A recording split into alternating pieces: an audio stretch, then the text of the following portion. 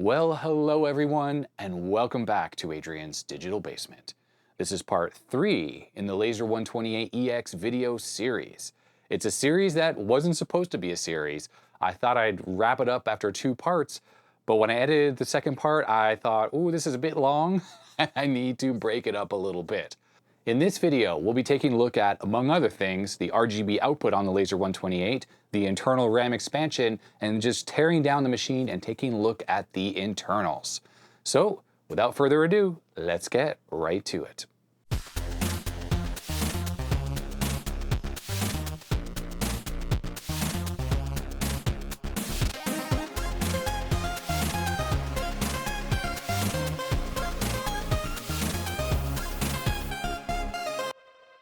Back in part 2 on the laser, I talked about the ROM chip that I saw under that little cover on the underside of this machine. I mentioned I was going to dump it and put it online, which I did, but while I had the chip out of the computer, I decided to look to see if I could find any other chips. I have the original ROM chip right here on my desk because there's actually a different chip in here, a different EEPROM. I was able to find someone who dumped the ROM from their Laser 128EX/2, so the successor model to this one, and I decided to put that into an EEPROM. The one that's on here, by the way, the original ROM, is 4.2, and is my understanding that this is completely compatible with all of the laser machines. So if you have a regular Laser 128, you should be able to use this ROM in that machine, if you have an EEPROM programmer, that is. So let's turn on the computer and take a look at the differences between the ROM that was in my machine originally and this new one. So right away, we see that this is Laser 128EX/2 ROM version 6.1. Now, the eagle-eared among you may have noticed that when I turn this computer on, and let me turn it off and back on again, the startup beep is different. It's very high-pitched, and that would indicate, if I just play it again, that this machine is running in the high-speed modes, and it didn't boot into the slow-speed mode. Now, of course, if I push Control Reset in 1, I switch the machine to slow speed mode. There it is. But if I turn the computer off and turn it back on again, it goes back to the high speed mode. So what's happening here? Why is it booting into the high speed mode by default? Well, it turns out that besides the Control Reset 1, 2, and 3 to control the speed on both the EX and the EX2, there's another setup screen you can get to that actually worked on the original EX ROM as well. I just didn't talk about it yet. I hadn't gotten to it, but let's talk about it now. If I hit Control Reset and hold down P, and you let go, it takes us into the configuration menu. This exact menu exists on my old ROM as well with this machine, but there's one big difference. As you can see on the screen here, there's a clock shown, and that's because the EX actually has a built-in clock, and pressing 6 allows you to set that clock up. The real-time clock hardware is actually just missing from my machine, so setting anything in here isn't going to do anything. But if you notice back on the menu, there's a couple other options that also don't exist on the original ROM, which of course I haven't shown you yet, but they weren't there. The first one is the boot slot, and it seems like this is something that you can actually configure between 5, 6, and 7 on this machine. Now the problem is most likely when you alter this setting, like say we leave it to 5 and I hit enter, while it's saved in the menu here, go back and it says 5, I think what it's trying to do is save that particular selection that I just made into the clock's NVRAM. Pretty much all clock chips have a little bit of RAM inside of them that's non-volatile and allows systems to store configuration values in there, very much like the BIOS options on a PC. So the boot selection is one such thing, and also if I push 5, here it is with system speed, and it allows you to configure the different options between slow, medium, and high, and notice the check mark, it says indicates a ROM default. Well, on an EX2, you would just switch this to slow, hit enter, and then you would exit out of this screen, and now we're in slow speed. The problem is, because those don't save, power cycling the computer, it just goes right back to the ROM defaults. The original configuration menu on the EX with my other ROM only has options 1, 2, and 3 for adjusting the serial printer and then the modem settings, which is this, and serial printer is that, and then also mouse scaling, which I think is fine and coarse. Not even sure what that does exactly, but none of those options have any ability to save on the original EX, which is what my hardware is. I'm not sure if changing these options on an actual EX2 hardware will result in them saving across reboots. If you have a machine like that and you're familiar, please let me know. Besides this menu stuff on here, I'm not sure if this ROM has bug fixes or improves compatibility with software. So one of the reasons why I wanted to try it in here is I wanted to take my game PETSCII, which we know crashes when this machine runs at the top speed, 3.6 megahertz. So let's see what happens with this game in here, see if it's improved at all. Before I start this game, I want to mention that I tested a whole bunch of different stuff running at the 3.6 megahertz, and that was with the original ROM. And while PETSCII crashed, and I know a couple other programs I had seemed to have issues, most things actually seem to work perfectly well. So I'm not really sure if this is like a problem or a fault in the hardware, or this is just a compatibility issue with some software running at the top speed. So here's the game running at top speed. If I try to move around, that's where the game will freeze up, with the original ROM at least. Let's see if there's any change. Okay, it already froze. So no change whatsoever.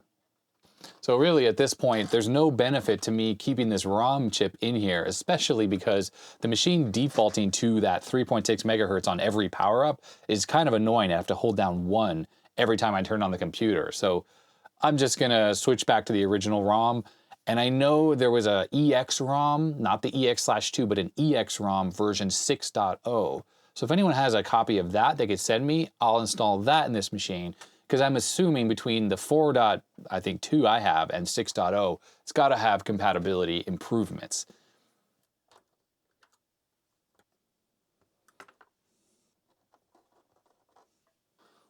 I may as well reinstall this little door on here, so I don't go losing the screws and the parts for it.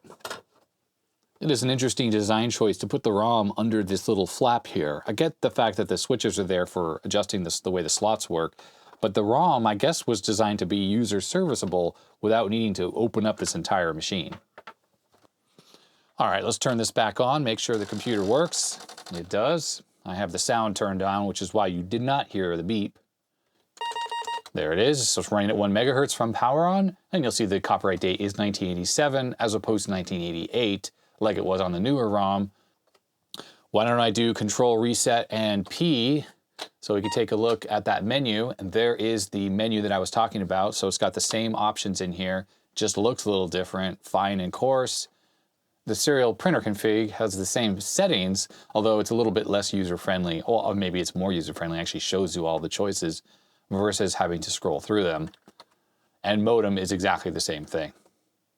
While we're looking at things you can access by hitting Control Reset and a key, there's something else I discovered while poking around, and I'm not sure if this is on purpose or this is some kind of a bug, but at least with that other ROM, and hopefully with this one as well, if I hit Control Reset and I hold down Enter, like over here on the number keypad, and I let go, oh yeah, it drops you into the machine language monitor. So that's an easy way to get to the machine language monitor without having to type call -151. Also, if you hit Control Reset and you hold down 0, that takes you into the port configuration. So P does that, but so does 0. Not sure if that's just a side effect of the way that the keyboard matrix works, or if that is on purpose. The next thing to cover on this machine is something that I just lusted after when I was a kid, and that is the RGB output on here. And that's why I have this Philips Magnavox monitor out on the bench. We'll be testing with this, which has support for both TTL and analog on this monitor. I have the Laser 128EX under my Apple IIc, and notice the port layout is actually relatively similar. One thing that we're looking at here is this connector right here. This is the video expansion connector on the Apple IIc and one on the Laser 128EX.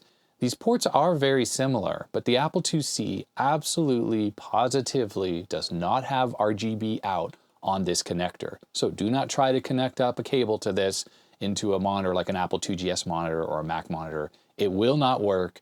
What VTech decided to do on the Laser is they took some of the pins that weren't really used on here and they added RGB output natively to the motherboard on this machine. So absolutely all of the Laser 128s do support native RGB output. You just need to make the right cable. Making a cable to hook this up to a monitor shouldn't be hard. You just need to know the pinout and you gotta get the right connectors. Well, I've actually gone ahead and I've already made a cable to do such a thing. And I just happen to have the right 15-pin connector and a shell in my parts bin, along with a 9-pin one with the shell. The reason why I went with 9-pin is that because the RGB signal that comes out of the laser is actually CGA standard.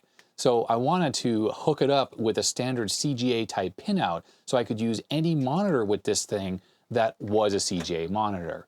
Now this Philips monitor here absolutely supports CGA standard, and it does it correctly, but even an IBM 5153 or any other monitor that was CGA compatible would work with this. I did a little Googling and I found this really good text article written by Joel Buckley back in 2002. And he compares the 15-pin video connector on several different Apple machines, and you can see all the differences. So the first machine ever released from Apple that had RGB was the Apple III actually. And there it is, red, green, and blue, and it has an intensity bit and a composite sync. So this is very much just like CGA, except CGA does have horizontal and vertical sync and not composite sync. So a monitor like a IBM 5153 will not directly work with the Apple III. To use a monitor with the Apple III that doesn't support composite sync, you're going to need a circuit to split the composite sync back into its constituent horizontal and vertical parts. Next up was the Apple IIe RGB card, and there were several of these out there, and I don't know if Apple had one themselves. Apple actually released a monitor for the Apple IIe called the Apple Color 100. It's very, very rare, and it looks a lot like the green monochrome Apple screen with the tilting CRT, but it is RGB. It really only works with the Apple III and the Apple IIe with the RGB card. And then Joel goes out to outline the output from the Apple IIc and the Apple IIc Plus. Really, this connector was designed to hook up to both RF modulators, hence the NTSC composite output here, the 12 volts, which is for the RF modulator, and it has the sound output. But the rest of these signals here go into the LCD monitor, that clip-on LCD monitor, and they're really just an extension of the signals from the video circuitry inside the machine. Third-party adapters that exist for the Apple IIc take these signals, like the 14 megahertz and this PRAS, GR, these types of signals, and they convert them into an RGB signal. There's actually a contemporary one that I have that I need to show off soon, do a little review of, that does this. But that's how those work. There's no native RGB. But when we scroll down to the Laser 128, the difference is it took some of those pins that were originally designed to go, I guess, to the LCD screen, and they converted them to RGB. So there it is, red, blue, horizontal sync, vertical sync, and pin 1 here is the intensity bit. And these are completely standard CGA signals. In fact, it doesn't even have the composite sync. Well, it actually has that, but it also has the separate horizontal and vertical so that it's totally compatible with any CGA monitor, with the right adapter, of course. And then he does outline the Apple IIgs RGB connector, which is also 15 pins. And while it has some pins in the same spot, like there's composite sync and it has 12 volts DC, it also has analog RGB. It is not digital, so you need to have a monitor that would support analog. It does not output digital RGB. You cannot use any CGA type monitors with 2GS. You have to use an analog one. So for hooking this monitor up to the machine, I'm just going to use this 9-pin cable here. This is a standard DE9 to DE9. And then I'll be using my adapter, which you could easily make yourself. Just buy the connectors, look at that pinout that Joel provided, and look up at the CGA pinout or whatever monitor you're going to be hooking it up to, and wire up the adapter. There's nothing you need to do on the Laser 128 when you connect the RGB up. It just works, and it will output composite at the same time of the RGB. And just make sure your monitor has the right switch settings, because I think there's a button in the back of this thing you got to set up. And now, when I turn this on, we should see a nice, clear RGB image. There it is. I'm going to capture the output from the composite video so we can compare this to the RGB, although we're going to be looking at this through the monitor. But let me boot up PETSCII here, and I'm going to show one issue that exists with running RGB on this computer. So there's the intro screen to PETSCII. Now if you look at the composite video, the colors look correct for the Apple II, but if we look at the RGB here, colors aren't quite so good. This is sort of the wrong shade of blue, the green is too bright. Let's get over to the game screen, then I'll do more comparisons. Looking at the image on the monitor, things do look really sharp, but the colors, they're just not right. Now what's going on here exactly? Well, if you know CGA, you're going to know what's going on. CGA color is determined by 3 bits of RGB, and then there's 1 intensity bit that can either make a particular color brighter or less bright. It doesn't have the ability to pick any random color. And because of that, the color palette that's on the Apple II, it just doesn't match with CGA colors. Like CGA just does not have the color orange. So the fuel gauge here, which is orange on the composite video capture I have through the retro tank, which is how it should look, it's reddish color on here because CGA, it just has no orange. So everyone watching can get a better view of the RGB signal. I'm going to use the RGB to HDMI in CGA mode to capture the video directly out of this. You'll get a perfect HDMI capture. Now you have to remember that natively Apple II graphics are monochrome. So to display them in RGB like we're seeing here, the chipset inside the laser has to interpret the monochrome signal and the artifact color to be RGB. If I flip the mono color switch, you'll see a perfect representation there of the monochrome signal coming from this machine. Now, if I flip it back to color, you'll see that those vertical lines are gone and it's replaced with solid color. And that's that interpretation that's happening. But notice how sharp and clear the text is there where it says cracked by Mr. Crackman. And if we were viewing that on a composite display, there would be color fringing around those letters. But it is interpreting the pixels in monochrome to be such that it doesn't have any color fringing at all. I'm going to boot this machine into Apple II PETSCII, which is like a diagnostic program. Under Other Tests for, and we're going to go to QCRT, we're going to look at a color bar pattern. And here it is. This is the color bar pattern. Now, one thing that is really cool here is that the 4 lines of text at the bottom of the screen here are super sharp.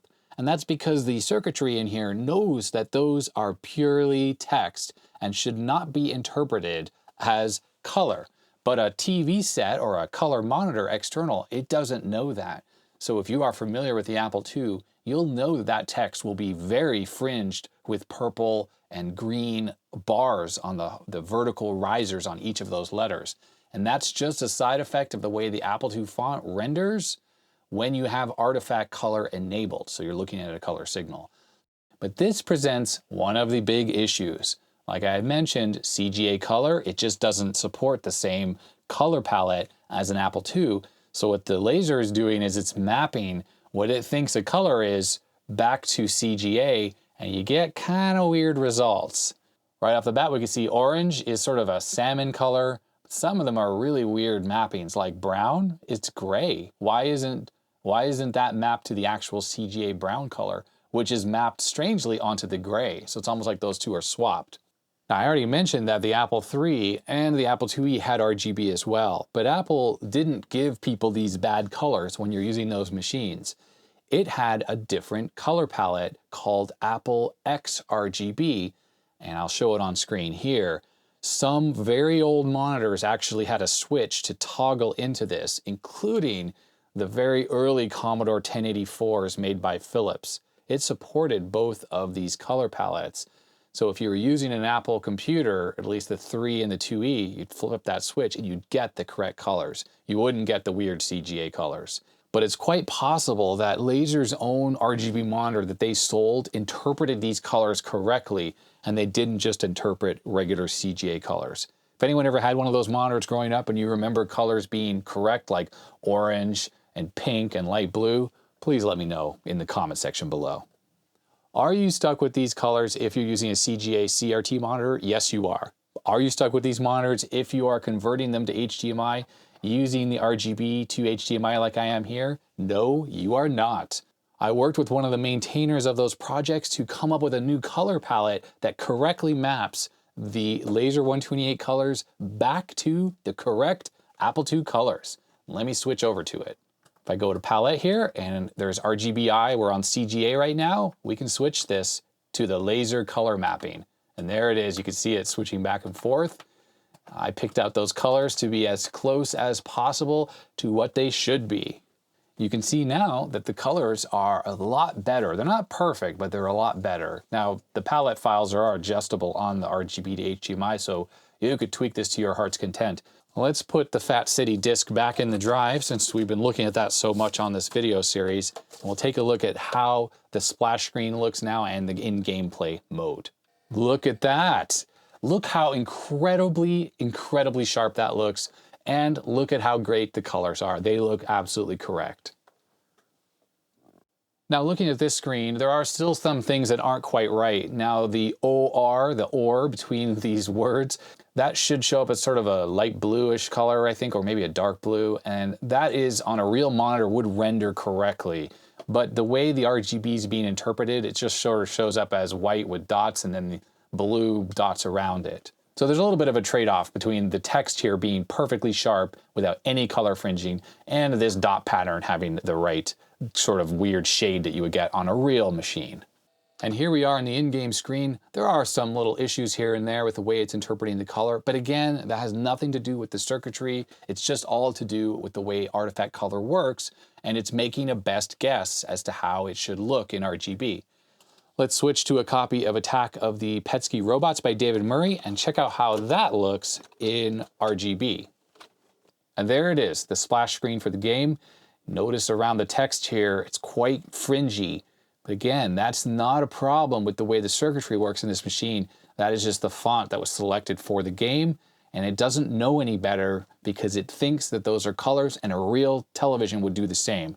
The only time the RGB circuitry and a real monitor for that matter won't interpret the pixels as color is if you have two pixels next to each other, at least at this resolution, like you do on the edge of the B here or in this solid white part. If I turn the color circuitry back on again, notice the edge of the B where it's 2 pixels is just white, but where it was just 1 pixel has the purple there. I'm going to switch back and forth.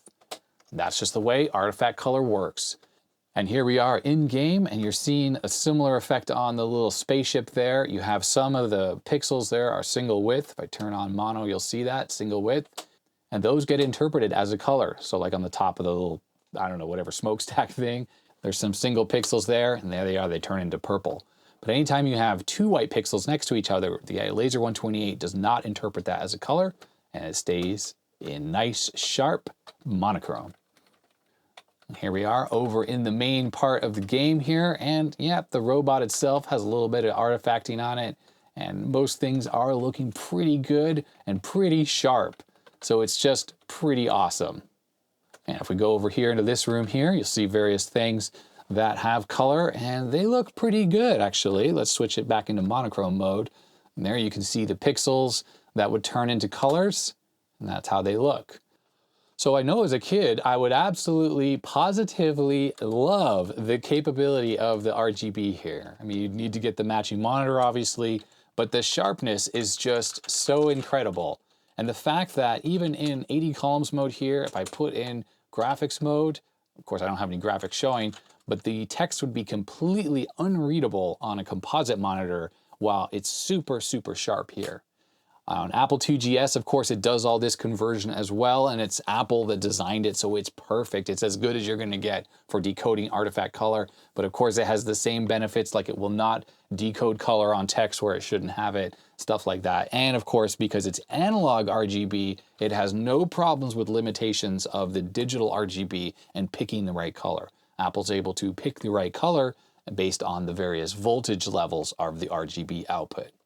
But yeah, there we have it. The RGB output on this thing, it works amazingly well. It works with CGA monitors, although the colors aren't right. But if you have an RGB to HDMI, you'll get perfect color.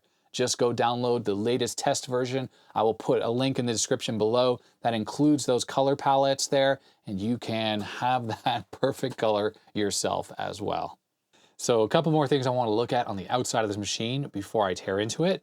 First thing is this switch right here that says standard and alt.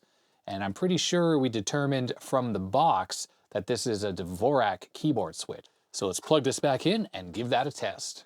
Okay, so machine is powered up. I'm gonna flip the switch while it's turned on just to see what that does.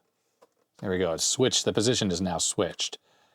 A, B, C, D, E, F, G, H, I, J, K, L, M, N, O, P. Okay.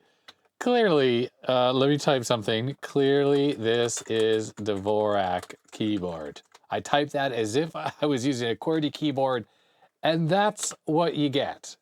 If I flip the switch back the other way, clearly this is a Dvorak keyboard. Okay, I obviously had some typos there because a number of letters.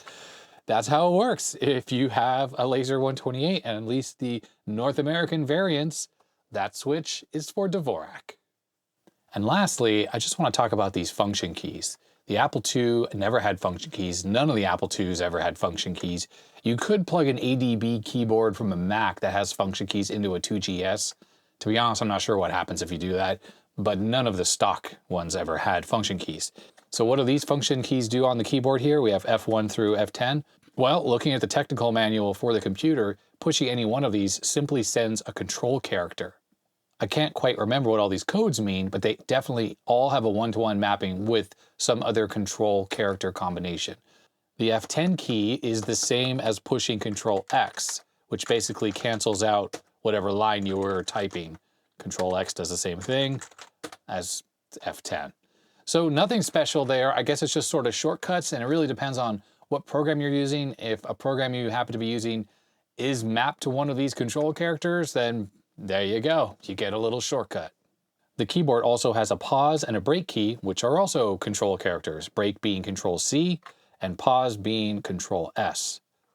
So I just wrote a little program here. If I hit run and we hit break, that's the same thing as pushing Control C. And here in the machine language monitor, if I hit L, the pause key, it pauses and unpauses. But that is exactly the same as pushing Control S, which pauses and unpauses. So really, while it seemed like a nice thing that they added these function keys and these other shortcut keys, the reality is you don't actually need any of those. You could do all of those functions by pushing control character combinations on the keyboard, but I suppose the shortcuts are nice. So that's it for my list of things to look at on the outside of this machine, and now time to tear this thing down. Unfortunately, the 70s towel is underneath some stuff, so all I have is a really dingy white cloth here, which I use for cleaning computers and stuff. That's all I have to put under this to prevent any scratches. So I have not opened up this machine yet, so looking inside of this will be a complete mystery. I have a feeling that the construction quality in here will be a little bit on the cheaper side, perhaps. We have to remember that VTech was a company that even when this machine came out was making very inexpensive children's computers and things like that. So I wouldn't be surprised if they applied some of their inexpensive manufacturing techniques to building this computer as well. But, you know, it still works. So the electronics themselves are good quality. They haven't failed after this much time. And so far, all of the screws that are coming out of here are all the same size, which I really appreciate. They are just going into plastic though. They're not metal type screws that are going into standoffs, for instance. For now, I'm going to leave these screws in here and just see if the top comes off. Well, I can tell the keyboard is attached to the top lid. What about the rest of this thing? Does it come apart? It seems to be holding on over here on this side where the handle is. So maybe I do need to take out at least the screws. Whoops. Screwdriver is very magnetic. Maybe I need to take out the ones for the handle at the minimum. Oh, those are short and are going into brass standoffs. All right. Seems like there's some kind of plastic clips on this side of the computer over here, which I'm not sure how to release. It's coming apart little by little. All right, so I got it off. The whole back part here, it's very much like the Apple IIc construction, and I don't love it. I don't love it at all. So as you might be able to see here, the keyboard is attached. So I have to kind of figure out how to get this off. Okay, the speaker wire, that just comes off easily like that. Nice tape holding it on, but whatever, I guess. All right, and here is the inside of the machine. Very shielded, more than the Apple IIc is, because that's got shielding sort of built into the top and the bottom cover. So I'm going to take out these screws here so I access what's underneath the RF shield. Actually, before I do all that, looks like there's some kind of an access panel right here. Okay, this does come off. There it is, the built-in RAM expansion. I think optional on the Laser 128, but standard on the Laser 128EX and the EX2. This takes 256K chips for a total of 1 megabyte of extra RAM. All right, lift off, and there's the disk drive. Whoops, there is a screw I lost inside of the shield. All right, so the disk drive, Senko motor there, and it does have a drive belt. So in case your disk drive is acting up, could have a belt that slipped or broke or whatever. Is this a fabric belt? Feels like a rubber belt, to be honest, so that might be a belt that does deteriorate. A lot of drives I work on, they have fabric belts, or it's rubber and fabric together. Those seem to be very, very long-lived. All right, I may have enough out to get this shield off. Okay, it's soldered, really? So they actually, this is the shield little piece here that goes down onto the expansion connector, and they soldered that on.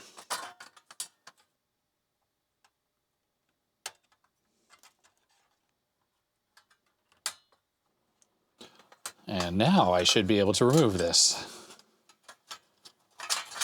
There we go.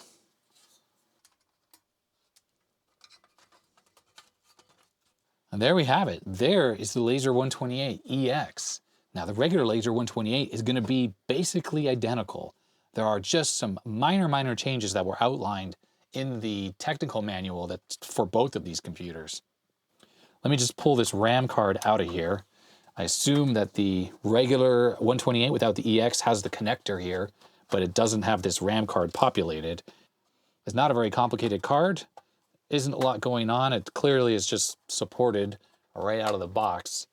So if you're ever able to find, I mean, finding a spare one of these cards is probably at this point in time completely impossible. The service manual does show the schematics for the RAM board, so another replica could easily be made. So on the RAM board here, we just have a 74LS245, so that's a bus transceiver. And then we have two HCT 244s, which will be for the address lines and probably some other signals.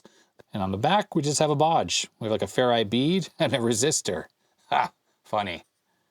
Looking over this machine, I have to say, I'm pretty impressed by it, actually. They've really gone down the route of custom ASICs or gate array chips to combine a lot of the logic from older Apple IIs, like the Apple II Plus, into something that's highly integrated. So these surface mount ICs, like there's 3 of them here, here, and here, clearly are doing a lot of the heavy lifting. And if you read the technical manual, it talks about that.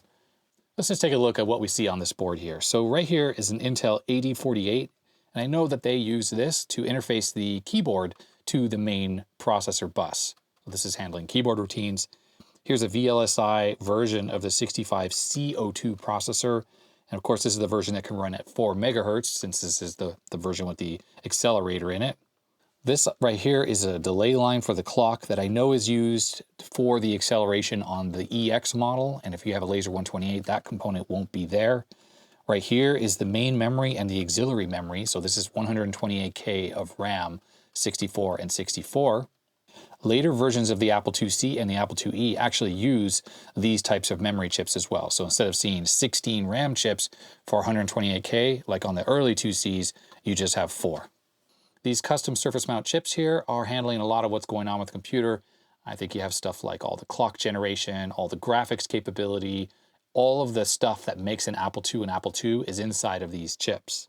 What you have right here is a 6116 SRAM chip, and this is used in conjunction with the disk controller to enable support for those 3.5-inch floppy drives like the ones for the 2GS. Like I mentioned in part 2, you need extra horsepower to be able to handle those 3.5-inch disk drives, and this is part of what makes that possible in conjunction with one of the ASICs, perhaps this one right here, or maybe this one over here. What you have right here is another 64K of DRAM. Same type of chips used by the system memory over here, but this is specifically a shadow RAM used by the video chip inside this computer when the machine is running at high speed. Apparently the regular Laser 128, it doesn't need this, and the video chip simply is wired directly to the system RAM. What happens on a normal Apple II is the system RAM actually runs at double speed, so 2 megahertz versus 1, and that's because the access to it is interleaved between the CPU and the video hardware.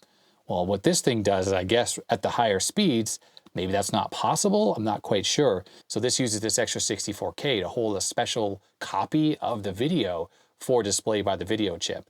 I think 16K or maybe 32K is all you would possibly need for all of the Apple II graphics capability, but probably because these 4464 chips is just 2 for 64K, there's really no way to add like 32K or 16K easily to a machine.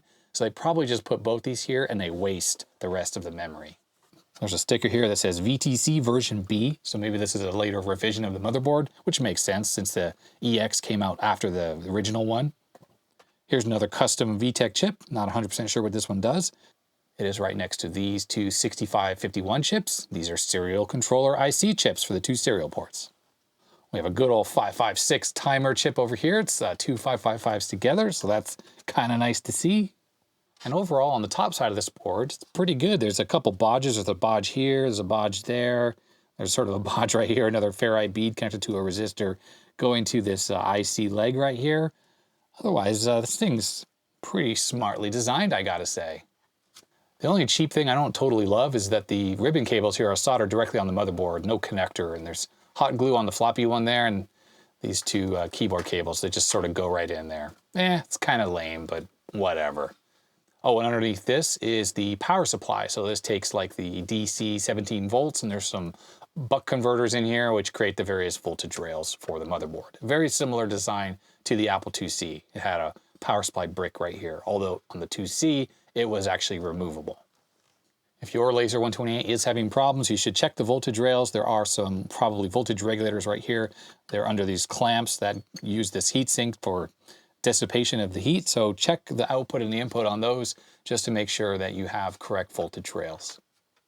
So I'm gonna go grab some memory and I'm gonna fully populate this RAM board. All right, there we go, fully populated with 1 meg of RAM.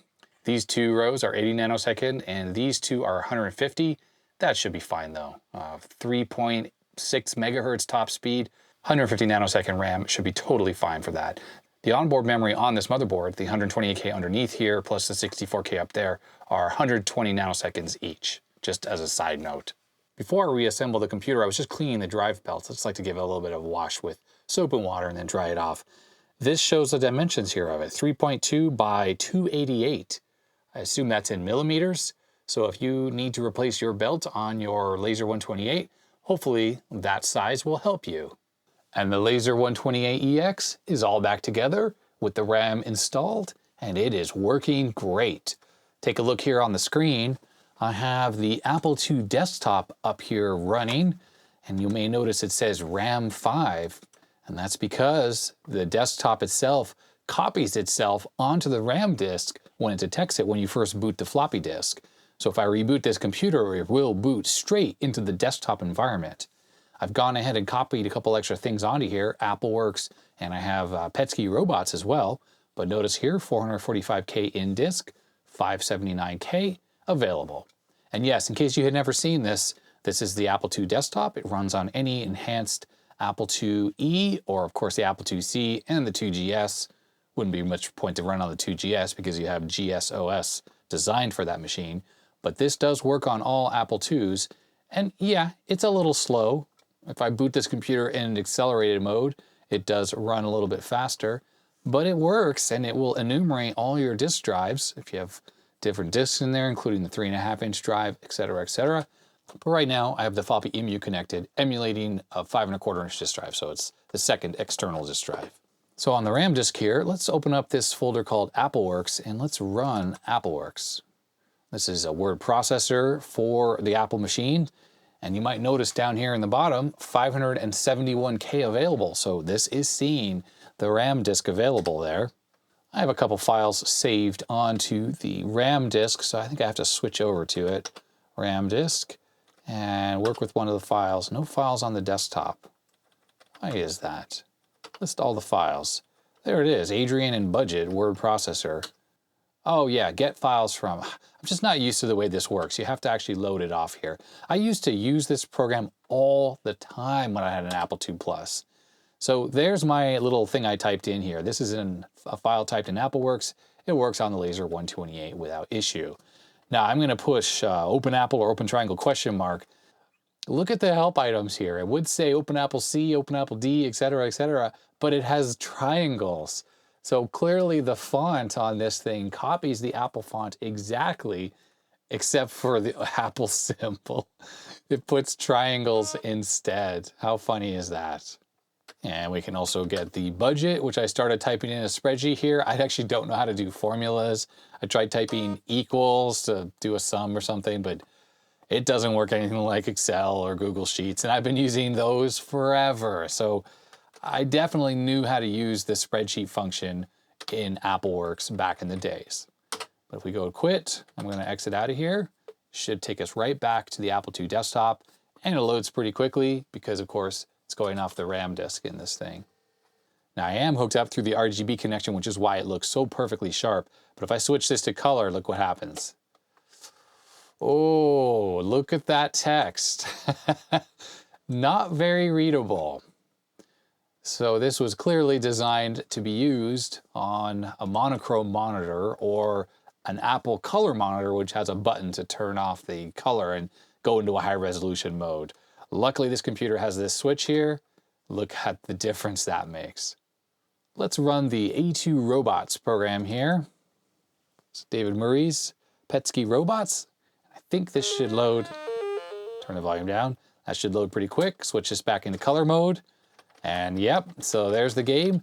There is actually no way to exit out of this game that I'm aware of. Maybe there's a Open Apple Q or something. Nope, that didn't seem to work. Q. I'm just gonna do the good old 3-finger salute.